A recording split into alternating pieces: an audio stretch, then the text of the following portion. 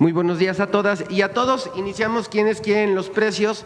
Finavien sigue siendo la remesadora que más pesos da por los dólares que envían nuestros paisanos desde Estados Unidos. Ya llevamos casi 11 meses, vamos a cumplir un año en esta modalidad de depósito, cuenta o transferencia. Recordar que hacemos un ejercicio en la calculadora que tenemos disponible en el sitio de internet de Profeco de envío de $400, un simulacro, y Finavien por esta cantidad está dando 7,173 pesos con 97 centavos, por lo tanto le vamos a dar una palomita. Y la que menos da en esta modalidad es Ria Money Transfer con 6,818 pesos con 55 centavos, le vamos a dar un tache. Recordar que tenemos un monitoreo de alrededor de 15 remesadoras disponibles, se va actualizando cada semana para que puedan consultar quién tiene el mejor promedio de comisión y el mejor promedio de tipo de cambio. Adelante. En cuanto a la modalidad de envíos en efectivo, mismo ejercicio, la que más da es Pangea Money Transfer con 7,228 pesos, le vamos a poner una palomita. Y la que menos da en esta semana de monitoreo, World Remit, 6,804 pesos con 75 centavos, le vamos a poner un tache. Adelante. Aquí está nuestro seguimiento semanal que realizamos desde el 10 de mayo, desde que la presidenta se reunió con los empresarios gasolineros para tener este acuerdo en el que el precio del diésel debe estar en menos de 27 pesos, es un acuerdo voluntario. Ya tenemos un 79% de cumplimiento de las estaciones que venden en menos de 27 pesos el litro. Adelante. Y esta es cómo ha ido disminuyendo el precio promedio. Tenemos al 26 de junio 27 pesos con 10 centavos, nos vamos acercando poco a poco al objetivo de los 27 pesos. Adelante. Presentamos precios justos en diésel, identificamos esta estación Pemex Servicio Los Patos en Chimalhuacán, Estado de México, que está dando el litro de diésel en 26 pesos con 95 centavos, y si se fijan, en ningún caso el margen de ganancia es superior a 1 peso con 51 centavos por cada litro de diésel. Le vamos a poner a esta una palomita y aquí todas las demás en cada una de las regiones. Adelante. Están las que se siguen volando la barda con los precios. Esta también Pemex en Puerto Vallarta, Jalisco, 28 pesos con 78 centavos, con un margen de ganancia de 3 pesos con 4 centavos. Y aquí en cada una de las regiones, por ejemplo, esta Móvil en Ecatepec tiene un margen de ganancia de 3 pesos con 10 centavos por cada litro de gasolina, perdón, de diésel, le vamos a poner un tache. Ahora queremos presentarles también el precio de la gasolina regular, que como lo decíamos hace un ratito está en 23 pesos con 69 centavos el precio promedio nacional. Aquí están las que venden a precio justo. Recordar, este es gasolina regular. Tenemos esta en Guadalajara, Jalisco, Santa Filomena, 23 pesos con 59 centavos, y aquí en cada una de las regiones las que venden precios justos, en ningún caso está arriba de 2 pesos el margen de ganancia, le damos una palomita. Las que se vuelan la barda con los precios ahora en gasolina regular, tenemos esta GoGas en Cancún, Quintana Roo, que venden en 25 pesos con 29 centavos con un margen de ganancia de casi 3 pesos, y miren, todas estas tienen márgenes de ganancia arriba de los 2 pesos cuando el acuerdo es tenerlo en menos. Tenemos estas Oxogas, G500, Chevron, Petro7. Les vamos a poner un tache. Bien, recordar de este informe completo lo tenemos disponible cada semana para que pueda ser consultado en el sitio de internet de Profeco. En nuestro seguimiento de precios de artículos de primera necesidad, recordar, este es un acuerdo que acaba de ratificar el sector junto con la presidenta, la doctora Claudia Sheinbaum. Este es una canasta básica de 24 productos que no debe de exceder los 910 pesos. Tenemos la más barata identificada en nuestro monitoreo, Mega Soriana La Diana en Acapulco, 749 pesos con 40 centavos, le vamos a poner una palomita. Y la más cara, Bodega Aurrerá Tuxtla Gutiérrez, 923 pesos con 40, le vamos a dar un tache. Comparativo de 3 ciudades, Alcaldía Azcapotzalco, Ciudad de México, miren, aquí para destacar, todas están por debajo de los 910 pesos, tanto la más barata evidentemente con la más cara, entonces todas van a tener palomitas. Walmart Cuitláhuac, 801,90, palomita, y Soriana Hiper Cuitláhuac, 858,10 centavos, también palomita. En Aguascalientes, la más barata, Bodega Aurrerá, 797,50, palomita. La más cara, Walmart Plaza Galerías, 849 pesos, también palomita. Mérida, Yucatán, Bodega Aurrerá Itzaes, 807,50, la más barata, palomita. Y la más cara, Soriana Hiper Plaza Canec, 856 pesos, también palomita. Continuamos ahora con un ejercicio muy importante que se realizó para que vean el comparativo de un mes para acá. Este es un monitoreo que se hizo de 4 productos muy importantes, no solamente de la canasta PASIC, sino también para las mesas de las familias mexicanas, cómo ha ido disminuyendo el precio. El chile fresco ha disminuido un 43,8% de un mes para acá, teniendo el precio promedio en 24 pesos con 46 centavos kilo. En el caso del jitomate, que también es muy importante, también la presidenta encabezó la firma de un acuerdo nacional para estabilizar el precio del jitomate. Tenemos una disminución del 41,4% en el precio del kilo, que pasó prácticamente en un mes de 49.11 a 28.74. En el caso del plátano, una disminución del 8,8% en el precio del kilogramo, y en el caso del huevo, el paquete de 18 piezas también ha mostrado una disminución en su precio del 7,4%. Recordar, estos son precios promedios nacionales, y para revisar todo el quién es quién en los precios, ahí tenemos para todas y para todos un QR que los dirige a esta sección del sitio de internet. Adelante. En nuestra revista del consumidor de junio tenemos como platillo sabio un aguachile de camarón en colaboración con el chef Eder Camacho. Es un precio de 280 pesos, 6 porciones, tiempo de preparación 90 minutos, y también pueden escanear y descargar la revista del consumidor para ver este platillo sabio y todos los contenidos de este mes. Adelante. Finalizamos con los consejos Profeco de la semana. Protege tu economía consultando nuestro mapa virtual de estaciones de servicio.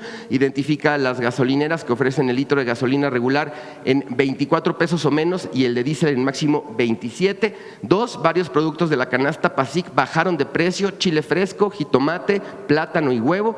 Antes de comprar, revisa y compara más de 3,000 artículos con la herramienta Quienes Quieren los precios.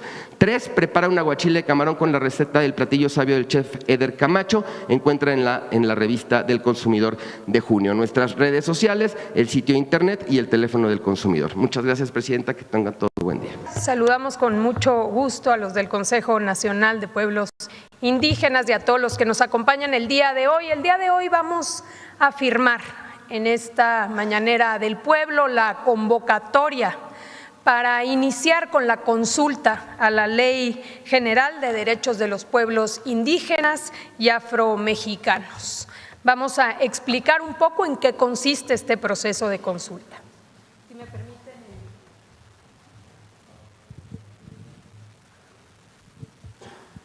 Adelante. Primero, decir que el objetivo del proceso de esta consulta es recibir opiniones, sugerencias, planteamientos sobre la propuesta de iniciativa a la Ley General de Derechos de los Pueblos Indígenas y Afromexicanos de los titulares de esta ley. Esta ley fue construida, como ya se explicará más adelante, por muchas dependencias, llevó muchos meses de trabajo, llegó el momento de consultar a sus titulares. Se trata de 69 pueblos indígenas, un pueblo afromexicano y 16,728 comunidades registradas en el Catálogo Nacional de Pueblos y Comunidades Indígenas y Afromexicanas. Adelante. ¿Quiénes convocan? 3 dependencias: el Instituto Nacional de los Pueblos Indígenas, aquí nos acompaña su titular, el INPI, la Secretaría de Gobernación y nosotros la Consejería Jurídica del Ejecutivo Federal, instancias que participan, el Comité Técnico Institucional, que son 21 dependencias del Gobierno de México, el órgano técnico y Comité Técnico Asesor, también parte de la Cámara de Diputados, la Comisión de Pueblos Indígenas, la Suprema Corte de Justicia de la Nación como observadora, el Consejo Nacional de Pueblos Indígenas, hay participación internacional de Naciones Unidas, la Comisión Nacional de los Derechos Humanos y también observadores acreditados interesados en llevar a cabo y observar este ejercicio democrático. Adelante. Se trata de 5 etapas. La primera etapa es hoy. Hoy firmamos la convocatoria, hoy en el Diario Oficial de la Federación, en la vespertina, vamos a ver publicada la convocatoria y a partir de hoy inicia la segunda etapa, que es la etapa informativa. Se realizará del 1 de julio al 6 de agosto y significa llevar a las más de 16,000 comunidades la información sobre la ley. Ya el INPI trabajó en un cuadernillo para poder comunicar y que conozcan bien, para poder analizar esta ley, más de 16,000 comunidades. Tercera etapa, fundamental, adelante, es la deliberativa. Una vez que ya se conoció el contenido de la ley, se analizó, entonces vendrá esta etapa del 7 de agosto al 13 de septiembre, donde cada comunidad va a deliberar conforme a su propio sistema normativo interno, respetando sus formas tradicionales de organización y de toma de decisiones. Para ello, durante esta etapa se realizarán 82 asambleas regionales de consulta. Aquí podemos ver el mapa de todas las comunidades que existen en nuestro país y habrá 7 mesas de trabajo particulares: Acapulco, Chihuahua, Monterrey, Tijuana, Guadalajara, La Paz y San Pedro. Adelante. Finalmente, una vez que se delibere y se recojan todas las propuestas en territorio, llegaremos a esta etapa cuarta de estudio y adecuación de iniciativas. Las propuestas, recomendaciones y conclusiones recogidas en las asambleas regionales y mesas de trabajo se van a analizar y se van a incorporar al proyecto de iniciativa del 21 de septiembre al 11 de octubre. Para llegar a la quinta y última etapa, que es la presentación formal de la iniciativa al Congreso de la Unión por parte del Ejecutivo Federal, de la Presidenta de México, el día 12 de octubre, Día de la Nación Pluricultural, Día de la Resistencia Indígena. Es cuanto, Presidenta. Gracias, Luisa. Adelante, Adelfo. Muchas gracias, Presidenta. Gracias. Aquí le ¿Vas entrego allá? el cuadernillo.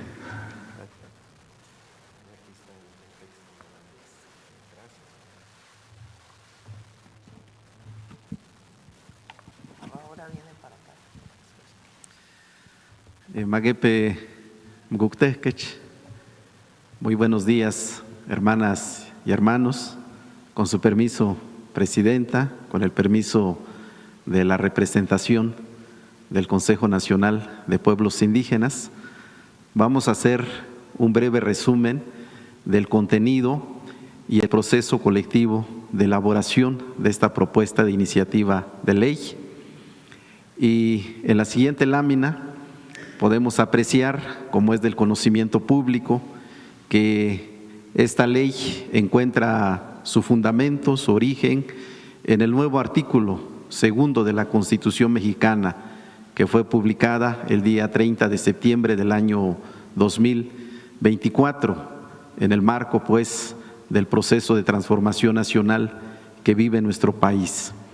Esta ley, en la siguiente lámina, tiene por objeto promover, proteger, garantizar e implementar los derechos de los pueblos y comunidades indígenas y afromexicanas en su carácter de sujetos de derecho público, que ese es el corazón de la reforma constitucional al que nos hemos referido, con personalidad jurídica y patrimonio propio, para que puedan ejercer su autonomía y participar en la vida pública nacional. Ese es el objeto fundamental de esta ley general que hoy estamos presentando.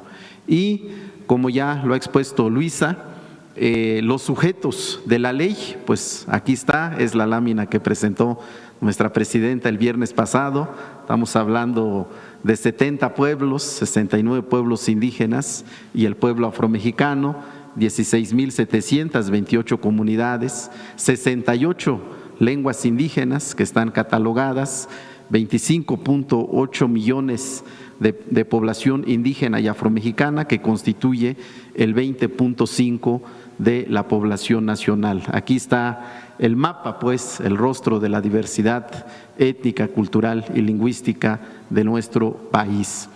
En la siguiente lámina vamos a exponer rápidamente que esta iniciativa, esta propuesta de iniciativa tiene un apartado de disposiciones preliminares, como cualquier ley, 8 libros y un régimen transitorio. En el libro primero, que se denomina Pueblos y Comunidades Indígenas como sujetos de derecho público, se establecen los principios y las bases para que de manera colectiva se constituyan y ejerzan su personalidad jurídica, asuman las facultades y funciones derivadas por dicho reconocimiento y tengan una relación de respeto y coordinación con todas las instancias del Estado mexicano. El libro segundo, que es el de la libre determinación y autonomía, aquí se define el régimen constitucional de autonomía para que realmente se ejerza en los niveles comunitario, municipal y regional y en las diversas materias establecidas por la propia Constitución Federal, como es el tema de las tierras, la cuestión de la propiedad intelectual colectiva, los planes de justicia y los caminos artesanales. Son algunos de los temas que vienen en nuestra ley y que también ya se han venido implementando en los hechos por el Gobierno de México. Desde luego, asegurando sus derechos de participación y representación en la vida pública de nuestro país.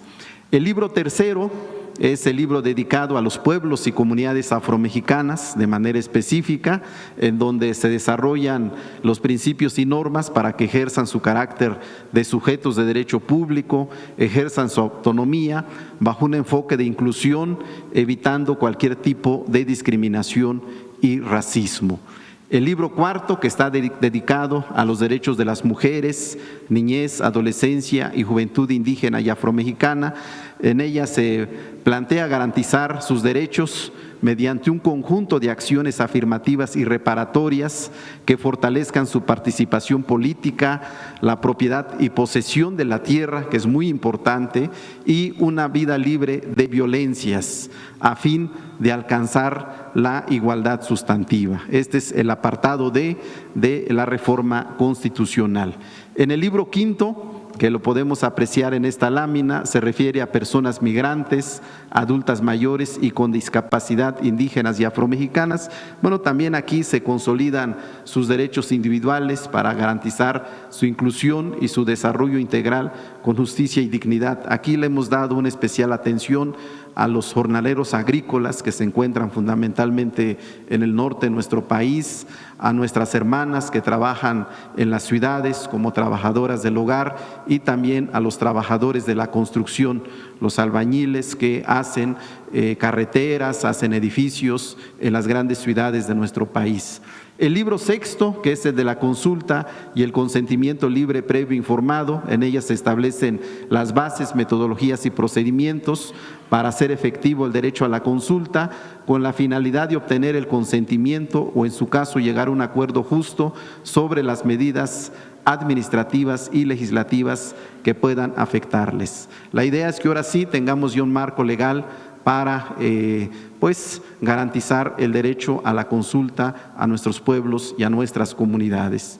En el libro séptimo es sobre la distribución de competencias y coordinación de la federación, las entidades federativas, los municipios y las demarcaciones territoriales de la Ciudad de México. Bueno, su objetivo es que haya una buena coordinación entre los diversos niveles de gobierno para garantizar el cumplimiento de sus derechos y su desarrollo integral, intercultural y sostenible, en particular la asignación directa de recursos públicos, como ya ocurre con el Fondo de Aportaciones para la Infraestructura Social, conocido como el FAISPIAM, que ahora mismo ya se está entregando de manera directa a nuestras comunidades, y el anexo transversal 10 del PEF, que en este momento tiene alrededor de 99 programas presupuestarios con un monto de alrededor de 253,000 millones de pesos. Y finalmente un libro octavo de responsabilidades, procedimientos, delitos, sanciones y el juicio de amparo indígena y afromexicano, que la idea es que los agravios cometidos en su contra sean debidamente sancionados y que sus derechos sean tutelados por el juicio de amparo indígena y afromexicano. Esto es una innovación porque el juicio de amparo, como todos sabemos, garantiza los derechos individuales. Ahora la idea es que el juicio de amparo garantice los derechos colectivos de nuestros pueblos, de nuestras comunidades, como ocurría hace algunos años antes de la reforma en 1992 del 27 y de la ley agraria, como ocurría con el juicio de amparo agrario que existía en aquellos tiempos. Bueno, pues estos son los 8 libros, hemos hecho una síntesis de esto y finalmente pues yo quisiera agradecer en la siguiente lámina a las diversas entidades y dependencias del Gobierno de México, como ha señalado aquí Luisa y como ha señalado nuestra presidenta. Se han llevado a cabo 148 reuniones de trabajo con 35 dependencias y entidades de la Administración Pública Federal, y también se le ha pedido la opinión a la Suprema Corte de Justicia de la Nación, particularmente en aquellos aspectos relativos a la justicia. Y yo quisiera agradecer al Comité Técnico Asesor. En la siguiente lámina quisiera yo agradecer al Comité Técnico Asesor, que fue integrado por 20 personas, 10 mujeres y 10 hombres que apoyaron la construcción de esta propuesta. Desde luego al Consejo Nacional de Pueblos Indígenas, que ha estado muy atento, muy pendiente, se han celebrado varias sesiones ordinarias y reuniones de trabajo, y desde luego a todas las dependencias del Gobierno de México que han participado en este proceso. Y con ello decir, presidenta, hermanas y hermanos, que pues este país por fin va a tener una ley en la materia. Son 200 años de existencia del Estado mexicano, nunca habíamos tenido una ley indígena. Bueno, pues ahora tendremos una ley en la materia y con ello pues nuestros pueblos, nuestras comunidades aportan su grano de maíz en este proceso de construcción de la vida pública nacional. De modo que muchas gracias, presidenta, y muchas gracias a todos ustedes por su participación en este importante proceso. Muchas gracias, Adelfo. ¿Firmamos?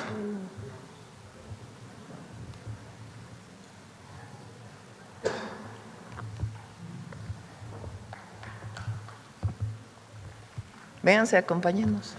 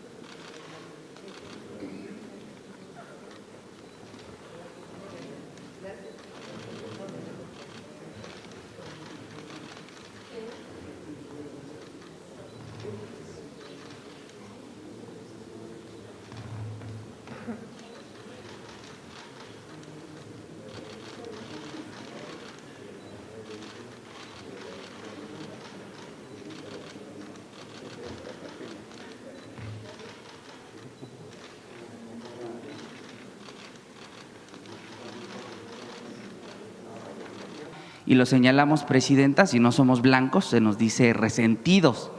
Y bueno, pues ahora que se propone esta nueva ley general, quisiera preguntarle esto al respecto.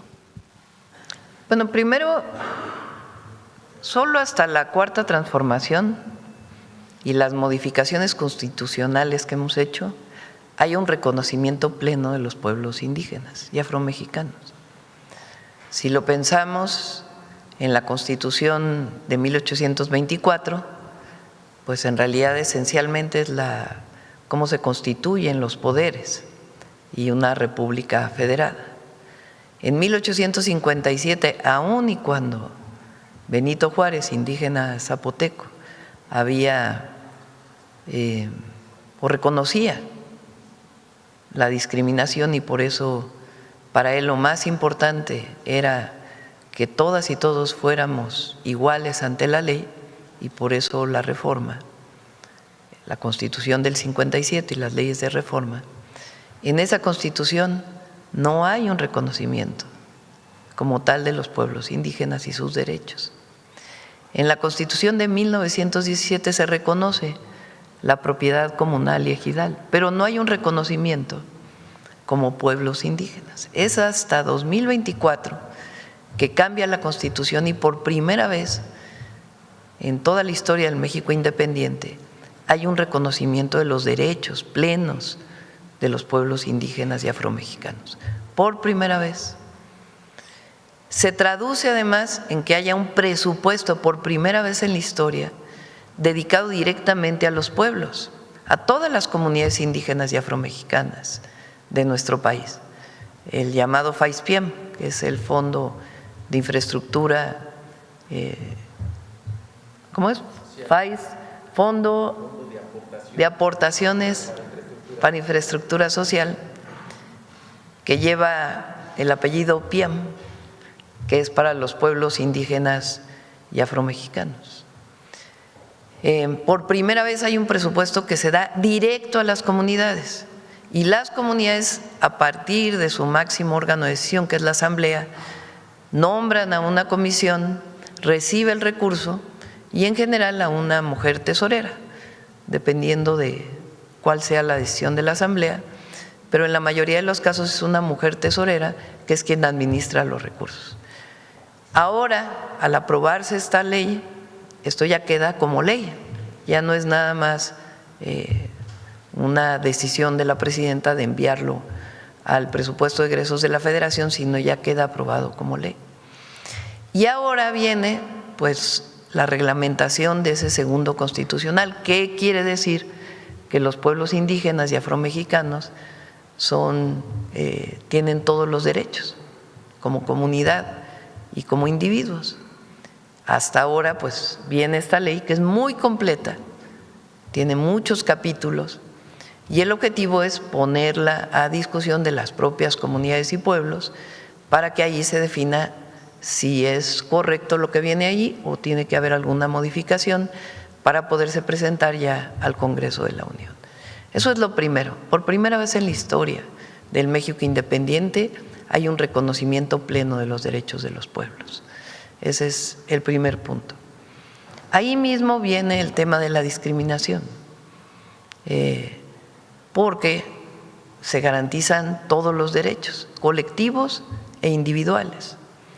Pero el tercero, que es igual de importante, es la parte de el pensamiento de los gobiernos de la Cuarta Transformación, que es el humanismo mexicano, que tiene un pilar en las grandes civilizaciones que existían antes de que llegaran los españoles, de que nos invadieran los españoles, y que persisten hasta ahora. Ahora que vino el rey de España, el jefe del Estado español, después del debate del perdón, que nosotros seguimos pensando que el perdón es lo mejor que pudiera haber, porque engrandece a los pueblos. Pero el rey dio un paso al hablar de los abusos de la conquista, y por eso el recibirlo aquí. Pero en esa reunión, lo que yo le insistí muchísimo es que el perdón y más allá del propio perdón, lo más importante para México es la identidad que representa para todas y todos los mexicanos el reconocimiento de los pueblos. Si nosotros seguimos cargando, como se carga principalmente en los conservadores y en la derecha, y hoy que se catalogan como la ultraderecha, si nosotros seguimos cargando con esa visión de que hay seres superiores y seres inferiores en los seres humanos, porque así lo concibe la derecha, de que todos tenemos solamente una identidad y no hay una pluriculturalidad con la cual se formó México o se forma México. Si nosotros seguimos pensando en una visión eurocentrista y no en la visión que viene desde antes, desde las grandes civilizaciones, y el reconocimiento del valor que los pueblos le han dado a la identidad en México, esta identidad colectiva y no individualizada, si no reconocemos eso, entonces vamos a seguir promoviendo el racismo y el clasismo. Eso fue lo que le comenté al rey. Para nosotros es un asunto de identidad, de un México que no es el México que nació con el mestizaje, porque todavía 20% de la población se identifica a sí misma como indígena o afromexicana. 20%. Después de 300 años de colonia y después de más de 200 años de independencia, 20% de la población se sigue identificando como indígena. Es importantísimo, pero no solamente por eso, sino por lo que es la visión y los valores que se han impregnado en todas y en todos los mexicanos. Y decía, el humanismo mexicano tiene dos pilares. Uno, el reconocimiento de la grandeza cultural de México, México como potencia cultural precisamente por los pueblos indígenas y afromexicanos. Y la segunda, la grandiosa historia de México, desde la independencia. Ese sustento es lo que nos permite reconocernos como un país único en el mundo. Ese valor, ese reconocimiento es lo que hoy pone a México con el reconocimiento mundial que tiene. Fíjense, ahora la derecha, el conservadurismo, lo que promueve es que en México estamos muy mal. Estamos mal económicamente, estamos mal en términos de seguridad, estamos mal en todos los sentidos. Y resulta que el mundo entero quiere venir a México, quiere conocer México. Y ahora con el Mundial, pues la vivencia que recibieron todas y todos los visitantes de lo que es el agradecimiento, la recepción, la calidez de las y los mexicanos. Y eso no viene de la conquista, eso no viene de la visión del eurocentrismo, eso viene de otro lado, eso viene de los pueblos originarios. Por eso siempre he dicho que todas las mexicanas y mexicanos, independientemente si nos reconocemos como indígenas o no, si ayer alguien se hizo mexicano porque recibió la nacionalidad, tiene una responsabilidad y es reconocer esos valores, esa pluriculturalidad que es parte de nuestra identidad. Eso, por primera vez, está en la Constitución. Y por primera vez se va a hacer una ley que viene de los propios pueblos, porque no es que la haya realizado Adelfo y unos cuantos expertos. Participaron muchísimas comunidades del Consejo Nacional Indígena en la elaboración de la ley. Es decir, viene de los propios pueblos el escrito que estamos presentando hoy para consulta. Y una vez que fue escrita, que está reconocida, que se ha hecho todas las revisiones de que es constitucional, es decir, que no hay ninguna contradicción con la Constitución, al contrario, pues entonces ahora va a la consulta a todos los pueblos y comunidades. Es un ejercicio único en la historia de México y es un reconocimiento de lo que significa para México reconocer la grandeza cultural de México que viene de hace miles de años. Ahora, Presidenta, a propósito de los conservadores, del clasismo y del racismo, en esta semana Acción Nacional presentó un proyecto alternativo de nación o algo similar a ello. Me gustaría pedirle su opinión sobre las siguientes propuestas, porque mire, ellos proponen crear 5 nuevos organismos autónomos, cadena perpetua para mitigar la incidencia delictiva, retoman la iniciativa de Xóchitl Gálvez de construir una megacárcel. En economía proponen vender la refinería a Dos Bocas. Buscan, por supuesto, revivir el fraudulento programa de Cruzada Nacional contra el Hambre.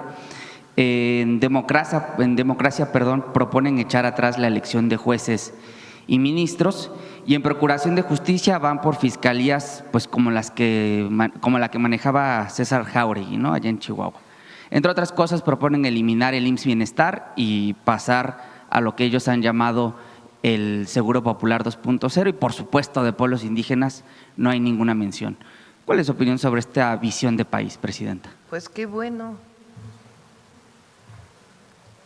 que ya presentan lo que siempre hemos dicho, que lo único que ellos quieren es regresar al pasado de corrupción y privilegios. Quieren regresar a un seguro popular que construyó 80 hospitales que dejaron solamente con el cascarón. Quieren quitar el IMSS Bienestar que hoy representa para 24 entidades de la República mejor acceso a la salud.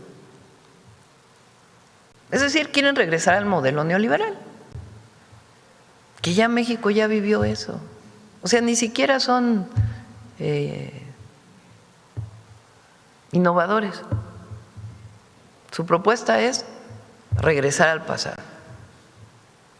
Entonces, por eso el pueblo de México tiene muy claro que en efecto son 2 proyectos de nación: regresar al pasado neoliberal, de corrupción, de privilegios, o continuar con la transformación. No hay más.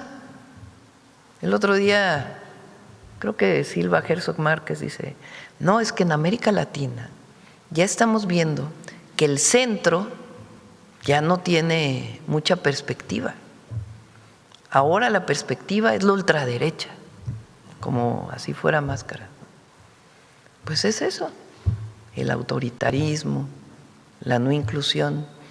Fíjense, cuando gana el PAN la presidencia, Fox, en el 2000, si ustedes ven las propuestas de Fox, retoma muchas propuestas de lo que era el movimiento social, de lo que hoy llamamos el humanismo mexicano.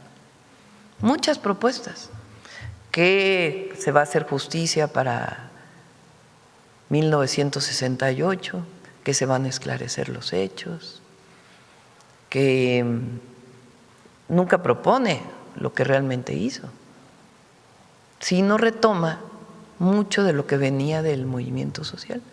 No cumple nada, habla de que por primera vez va a haber democracia y 3 años después o 4 años después acusa a López Obrador de haber violado un amparo para que no pudiera participar en la elección y luego hace el fraude electoral del 2006. Entonces, mucha hipocresía, como decía Monsiváis, ahora que tanto lo menciona. La doctrina de la derecha es la hipocresía. Y así es. Ahora no se vieron tan hipócritas, porque ya dijeron claramente que lo que quieren es regresar al pasado. Qué bueno. Una megacárcel. ¿Y dónde está la atención a las causas? ¿Y dónde está el bienestar del pueblo?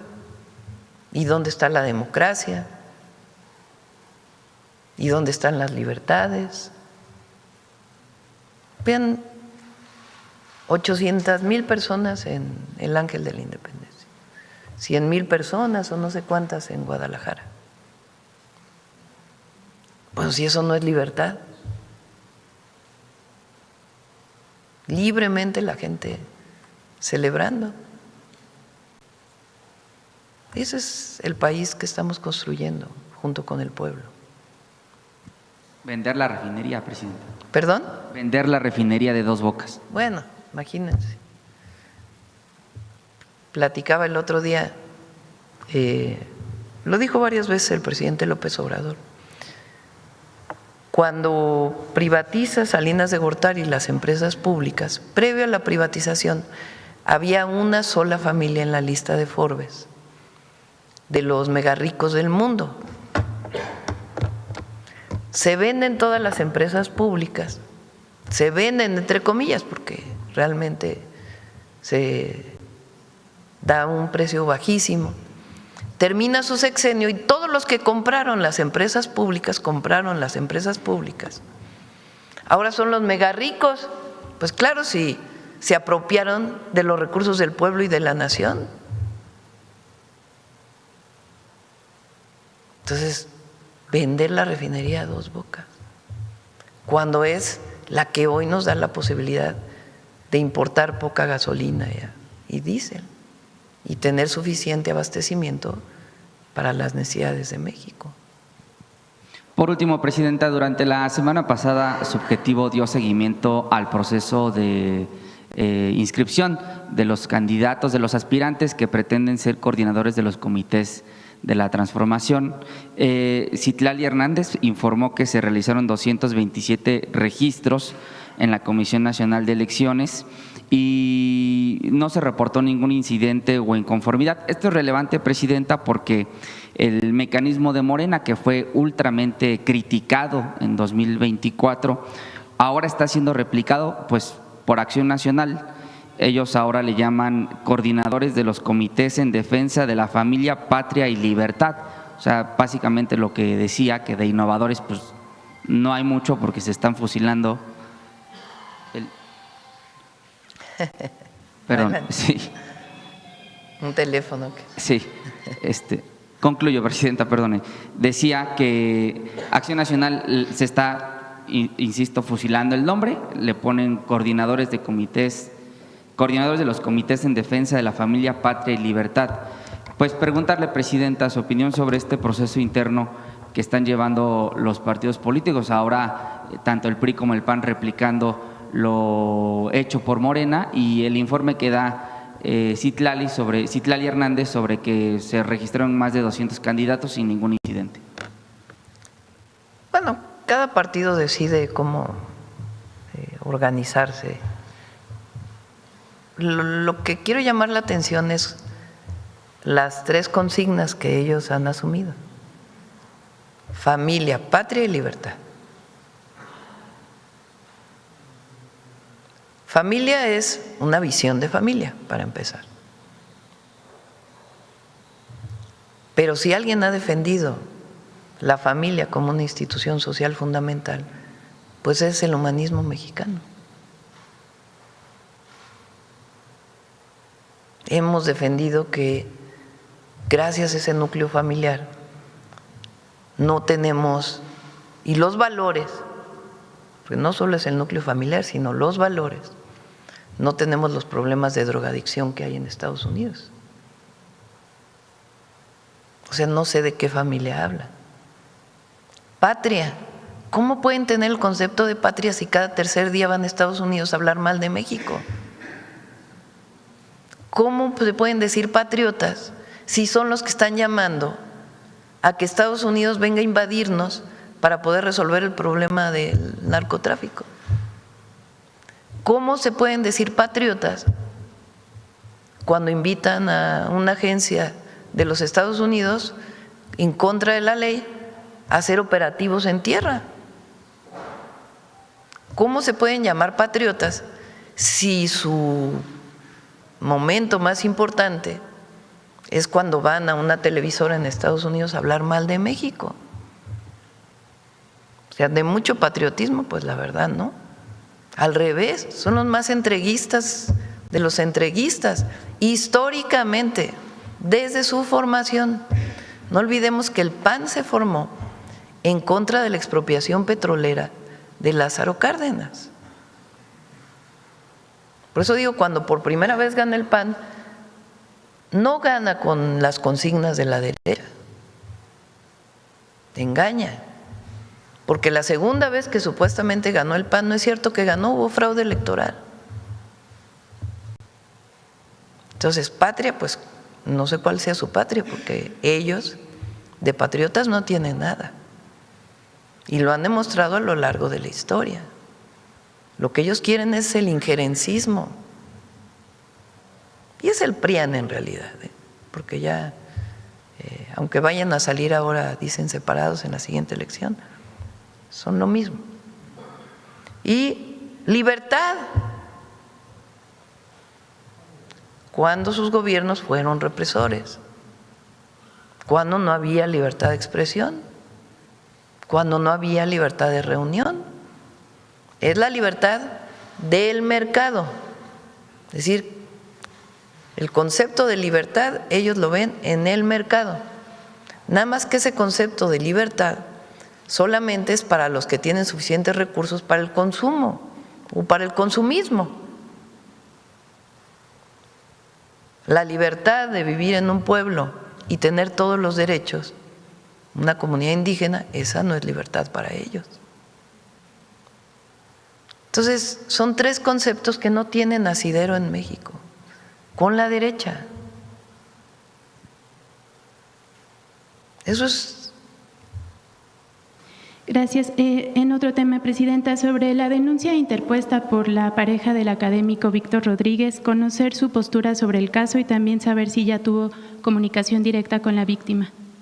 Personalmente no, fue la Secretaría de las Mujeres quien entró en comunicación con la víctima y que se aplique la ley, todo el peso de la ley. Nosotros no vamos a proteger a nadie frente a un acto como estos. Entonces tiene que entrar la Fiscalía de Morelos, porque fue en el estado de Morelos. Entonces es un delito estatal y tiene que aplicarse la ley, porque no puede haber violencia contra las mujeres. Aquí no es que es conocido de uno y entonces se aplica algo distinto, no. Que se aplique la ley y que la Fiscalía de Morelos determine pues cuál es la sanción penal que debe tener este caso. ¿Se mantendrá? Por cierto, quiero aclarar, porque a Víctor Rodríguez Padilla lo íbamos a nombrar, digo lo íbamos, porque él ya había anunciado ahí en el Instituto de Investigaciones en Energías Renovables de la CFE, bueno, del gobierno federal, su entrada. Yo no había firmado, porque lleva un trámite, la firma del nombramiento. Entonces yo no había firmado ya el nombramiento, apenas iba a pasar el nombramiento. Entonces, bueno, no hay, digamos, que se le retire del cargo y mientras tanto vuelve a tomar posesión el director que estaba ahí, Alejandro Salcido. ¿Podría tomar algún otro cargo en la administración pública ninguno. posteriormente? No. ¿Ya no? No. ¿Haría algún llamado para algunos otros funcionarios de la Administración Pública Federal o Pues estatal? cero impunidad municipal? a la violencia contra las mujeres. Cero impunidad. Esto no es un asunto, es que se aplique la ley, como en todo. Nosotros somos juaristas.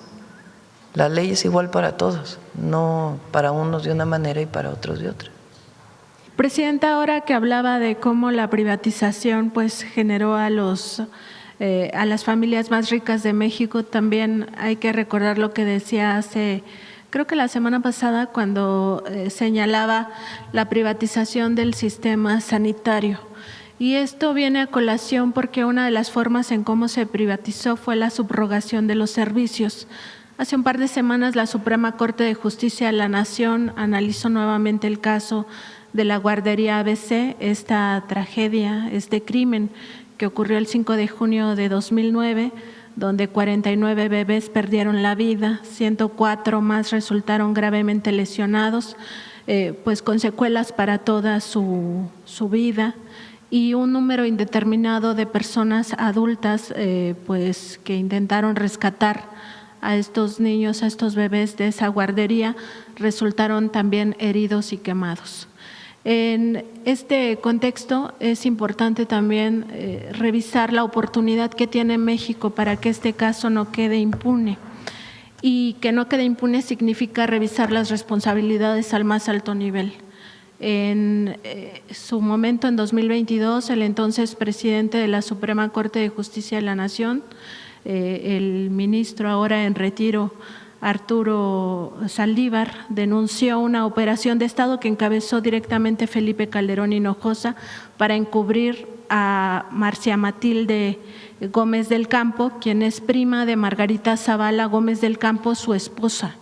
En este operativo de Estado, lo que denunció el ministro en retiro ahora, pues es que directamente el secretario de Gobernación, Fernando Gómez Montt, un panista de cepa, operó directamente en la Suprema Corte, se apoderó de la Suprema Corte de Justicia de la Nación para torcer el dictamen final al que llegara esta instancia que es autónoma del Poder Ejecutivo. Y además hay un segundo ejecutor de esa operación de Estado, que es el director general del Instituto Mexicano del Seguro Social en aquel momento, que es Daniel Caramtaumé, quien impidió que la atención médica se diera en Estados Unidos para no generar un escándalo internacional. Había 2 hospitales especializados en atención a niños quemados que estaban dispuestos a dar esta atención sanitaria, y él lo impidió y los mandó a otros hospitales del sistema cuando sabía que el sistema estaba en ruinas, porque eso es lo que ocasionó la privatización del sistema sanitario y la subrogación de estos servicios. Preguntarle si su gobierno revisará si hay más documentación que pueda servir para, pues de alguna manera, engrosar el expediente que está en la Fiscalía General de la República y que se sancione al más alto nivel, porque hasta ahora han sido mandos medios los que están enfrentando estos procesos y no quienes verdaderamente pues están detrás de este crimen. La Fiscalía inició nuevamente la investigación. No lo hizo saber la fiscal Ernestina Godoy, además lo hizo público, porque supuestamente ya había cerrado el caso por el tiempo. ¿Cómo se dice eso, Luisa? Cuando ya se cumple la prescripción. Prescrito en términos jurídicos legales, ya había prescrito. Y la Suprema dice hay que seguir investigando. Y a partir de ahí la Fiscalía pues inicia una nueva investigación, y lo que pida la Fiscalía, que esté sobre todo en manos del director del Instituto Mexicano del Seguro Social, pues debe entregarse si es que no se tiene toda la información. Y en efecto, durante el neoliberalismo la idea era, o la visión, de que todo lo público estaba mal y que lo único que funcionaba era lo privado. Eso no quiere decir que uno no esté a favor de que haya inversión privada, evidentemente estamos de acuerdo. Pero hay ciertas actividades que deben ser públicas o derechos. Uno de ellos es el derecho a la educación, el derecho a la salud, que en el neoliberalismo, en el caso de la educación, pues dejaron de construir preparatorias, universidades, para que solo se construyeran privadas. También en el caso de la salud lo que hicieron fue privatizar servicios al interior de las instituciones públicas. Todavía tenemos algunos servicios que requieren su nacionalización, que todavía estamos utilizando, porque hay que desarrollar las capacidades propias y eso lleva su tiempo. Pero muchísimos servicios se privatizaron. Incluso se hicieron los hospitales con las llamadas asociaciones público-privadas, donde el Estado solo pagaba y el privado se encargaba de operar todo, con contratos pues muy leoninos, donde se pagaban muchísimos recursos. Y en el caso de las guarderías, en vez de que el Instituto Mexicano del Seguro Social siguiera construyendo guarderías como institución pública, se subrogaron. Primero se subrogaron sin una normatividad estricta, es decir, la normatividad que aplicaba para las guarderías del IMSS no fue aplicado para las guarderías subrogadas. Por eso se construyeron en espacios que no tenían la protección civil necesaria. Entonces el esquema era, el IMSS le pagaba a un privado y el privado se encargaba de cuidar niños. ¿En qué lugares? Cualquier lugar. Y eso, entre otras cosas, llevó lamentablemente a la tragedia de la guardería ABC. Ahora, por ejemplo, los centros de educación y cuidados infantiles, que son la nueva modalidad de las guarderías, son del IMSS, no se subrogan. Van a ser 1,000 centros, queremos construir 1,000 centros, pero son del IMSS, operados con el IMSS, con una normatividad muy fortalecida para la protección de las niñas y los niños. Y la Fiscalía pues tiene que llegar a las últimas consecuencias en este caso.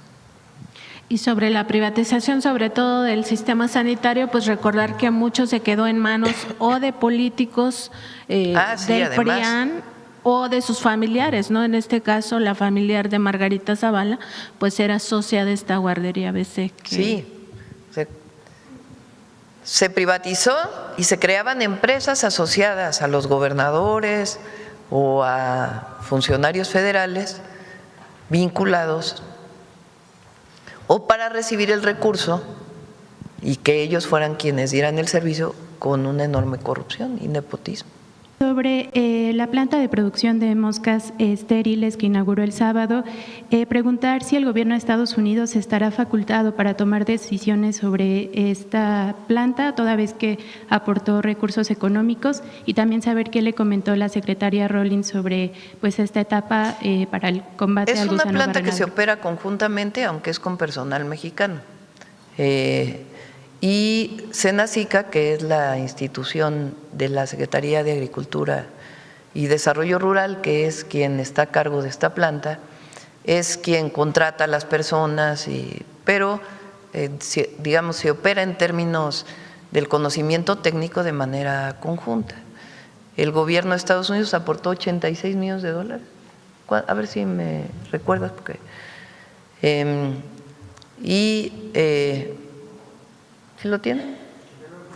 89.3 millones de dólares y el gobierno de México, a ver si me lo das ahora, que en este momento, pero aportamos menos, pero obviamente la instalación y el desarrollo. ¿Qué hace esta planta? Esta planta recibe, hay otra planta similar en Panamá, por eso estuvo también presente el secretario de Agricultura de Panamá y el embajador de Panamá. Recibimos no sé si se llaman pupas, larvas de Panamá, llegan a la fábrica que está en México, en Chiapas. Ahí viene todo el proceso de reproducción de la mosca, que son hembras y machos, y después viene el proceso para hacerlas estériles.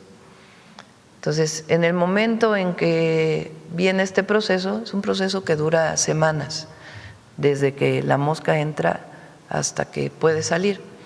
Ahí después se llevan hasta Tamaulipas en un avión especial y desde ahí se van a empezar a fumigar, o bueno, no a fumigar, a soltar las moscas, perdón, a soltar las moscas.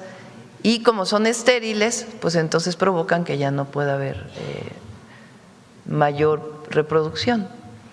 Entonces, primero son 30 millones.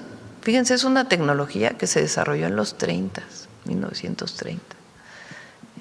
Cuando hubo también la plaga del gusano barrenador, llegó a Norteamérica. Entonces, una tecnología que viene entonces ahora Estados Unidos ha mejorado esta tecnología también con apoyo de investigadores de otras instituciones, de México y de Panamá. Pero primero van a ser 30 millones de moscas a la semana. Para ver si me pasas los datos, no vaya a estar yo equivocándome en la información, hasta llegar a 100 millones. Y el objetivo viene de norte a sur porque es la manera en que debe hacerse, y la idea pues es erradicar por completo el gusano barrenador. Y pues es un buen ejemplo de cooperación para el desarrollo. Es el ejemplo de cómo debe haber una cooperación entre Estados Unidos y México. En este caso, en dos sentidos, el desarrollo científico y tecnológico, y por otro lado, pues la aplicación conjunta o el desarrollo conjunto y la aplicación conjunta para erradicar algo que puede afectar mucho al ganado de México y de Estados Unidos. Entonces es un buen ejemplo de cómo podemos cooperar. Y la verdad, la secretaria Rawlings, aunque al principio nosotros, y siempre lo hemos estado insistiendo, que se abra la frontera ahí donde no hay problema de gusano barrenador, ella fue de las principales promotoras de que se hiciera esta planta junto con Julio Verdeguer al principio, ahora con Columba López, y fue de las promotoras para que se pusiera la planta y ha estado pues muy activa en la relación bilateral. Entonces, por eso le agradecimos, porque es una manera de mostrar al mundo y también a todos los habitantes de Estados Unidos y de México de que hay una forma de cooperación que no tiene que ver con confrontaciones, sino más bien buscar siempre los buenos entendidos para avanzar conjuntamente.